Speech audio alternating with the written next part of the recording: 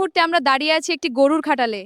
গরু বিক্রি না হয় ব্যবসায়ীরা চরম সংকটে। ব্যবসায়ী ভাই, আপনার অবস্থা কেমন? এবছর গরু বিক্রি হয়নি, লোকসানে পড়েছি। মানুষ বলছেন তারা বাঁচার পথ খুঁজে পাচ্ছেন না। গরু বিক্রি না হলে আমরা শেষ। ব্যাংকের লোন শোধ করব কিভাবে? আপনাদের অবস্থা কেমন? আমার গয়না বন্ধক দিয়ে গরু কিনেছি, এবার বিক্রি না হলে আত্মহত্যা ছাড়া রাস্তা নেই। আমাদের আর কোনো উপায় নেই। আগে কখনো এমন হয়নি। গরু না বিক্রি হলে খাবো কি? খাওয়া দাওয়া ঘুম সব বন্ধ। 30 লাখ টাকা দে না।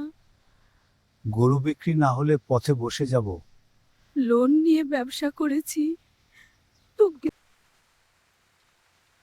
বাবা, আমাদের গরুগুলো কি বিক্রি হবে না?